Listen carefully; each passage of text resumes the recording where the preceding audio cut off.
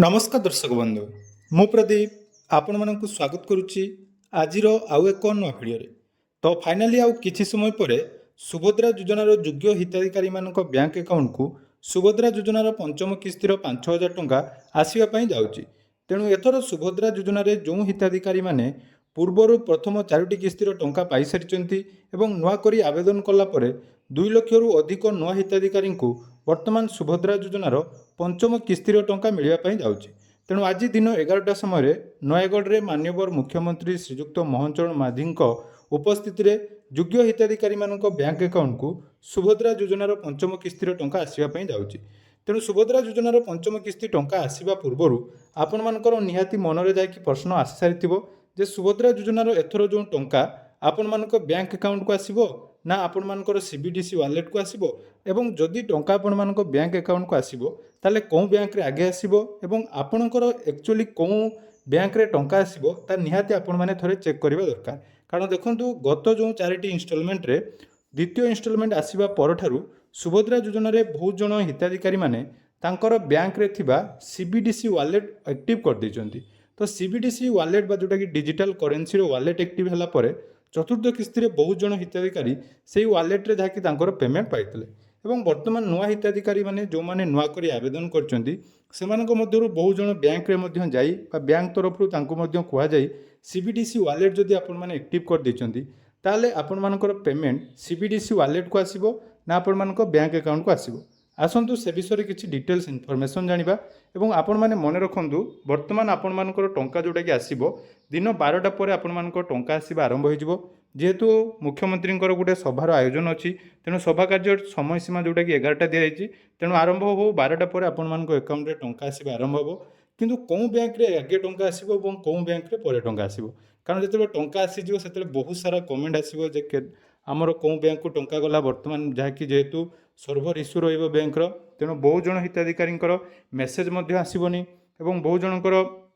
जोटा कि कौन बैंक को टंका गला जानी पारिबेनी। तेणु आपण मैंने जदि सहीटा को नहीं कन्फ्यूजन अच्छी ताले मात्र 2 मिनिट में आपको डिटेल्स कही दूची केमिति आपण मैंने चेक करेंगे कौन बैंक रे आपण मानकर टंका जीवो। तेणु देखंतु जेहेतु सुभद्रा योजना रे डीबीटी मोड रे आपण मानकु टंका प्रदान करा जाउची तेणु आपण माने जेतेबे टंका पाइबे आपण मानकर जो अकाउंट रे डीबीटी एक्टिव अच्छी सेही अकाउंट को टंका जीवो एवं जेतेबे टंका आसे साधारणतः आम देखीचु आमर अल्फाबेट ऑर्डर रे जेमिति कि एयरटेल पेमेंट बैंक हो आपण मानकर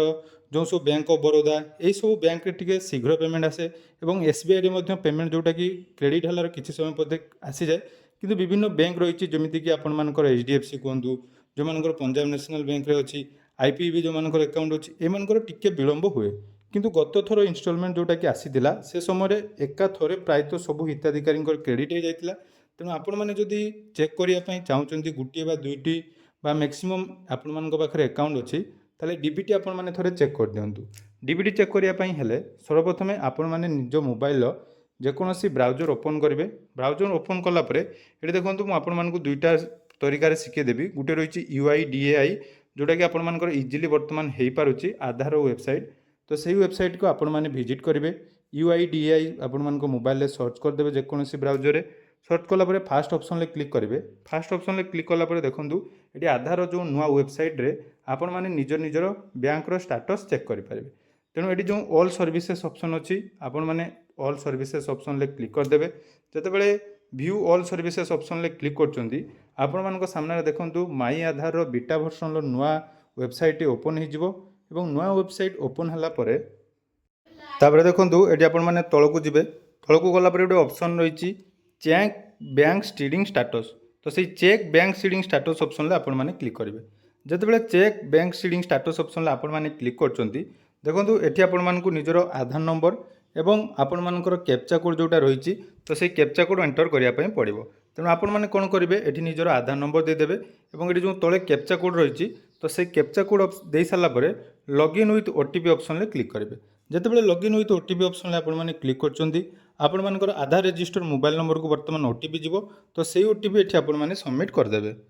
तापर ओटीपी एंटर कर सारापर लॉगिन ऑप्शन आपण मैंने जितेबाला क्लिक करदे देखूँ आपण मानकर एठी माई आधार ऑफिशियल वेबसाइट रे आपण मानकर कौन बैंक रे वर्तमान डीबीटी एक्टिव अच्छी ताहा आपण माने चेक करि पारिबे। तो देखूँ तलक आपण माने टिके स्क्रॉल करेंगे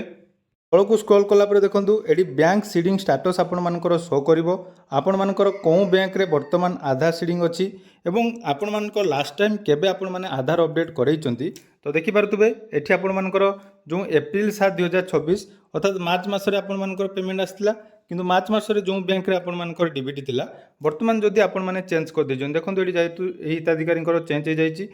वर्तमान कौन शो करुच्ची ना स्टेट बैंक ऑफ इंडिया पूर्व आईपीबी बैंक अकाउंट आपर थिला डीबीटी तेणु आपर स्टेट बैंक ऑफ इंडिया रे शो करुच्ची तेणु जेहेतु आपर स्टेट बैंक ऑफ इंडिया रे पेमेंट शो करुच्ची बा आपर डीबीटी शो करुच्ची ताले पेमेंट टी आपर कौटी हम ना स्टेट बैंक ऑफ इंडिया रे आपर पेमेंट आसो या सहित देखो यहाँ गला आपर बैंक चेकिंग स्टाटस आपण मैंने यूआईडीआई रे ऑफिशियल वेबसाइट को चेक करेंगे आउ बहुत जन हिताधिकारी रही देखूँ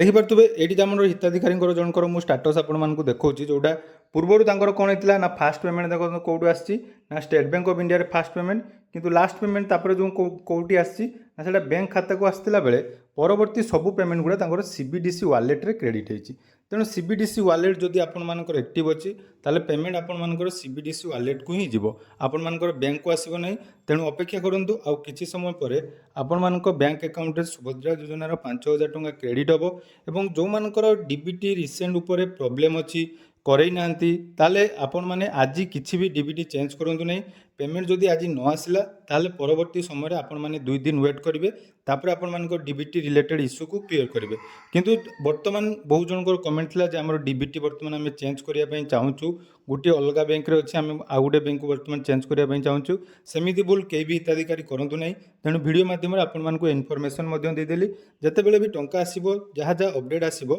आपण मानक पूरा लाइव रे मु आपण मानक डिटेल्स जोड़ी रही एवं वीडियो मध्य आपण मानक कंटिन्यूअस आपण माने एई चैनल ले पाई परिबे तेणु जो माने भी वर्तमान सुधा चैनल को सब्सक्राइब करना सब्सक्राइब कर दिंतु लाइव देखुले आपण माने निहाती लाइक करबा सहित वीडियो को बहुत मात्रा शेयर करंतु जहाँद्वारा कि आपण मानकर सुविधा हेल्प हवा सहित आपण मानकर परिवार जो माने भी नुआ करी आवेदन करचंती बा पुराना हिताधिकारी रहिचंती रिजेक्ट हिताधिकारी माने से माने सब किछि डिटेल्स जानि पारिबे। धन्यवाद।